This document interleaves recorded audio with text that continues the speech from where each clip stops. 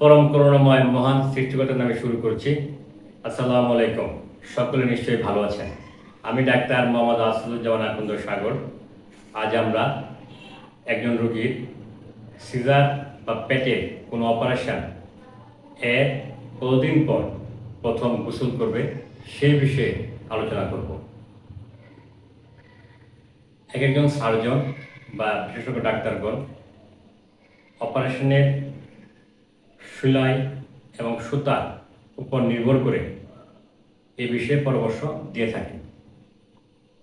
আমরা একটি অপারেশনের তৃতীয় বা চতুর্থতম দিনে তার ব্যান্ডেজ খুলে গোসল করার পরামর্শ দিয়ে থাকি।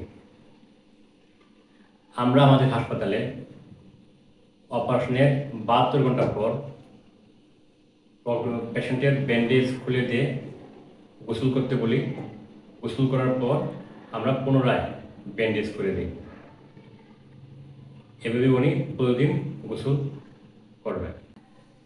গোসল করার সময় কাটা স্থানে উনি পানি, সাবান বা বডি ওয়াশ দিয়ে আলতো করে পরিষ্কার করবেন।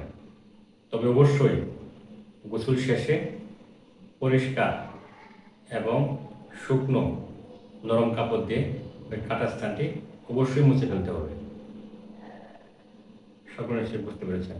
আসসালামু আলাইকুম।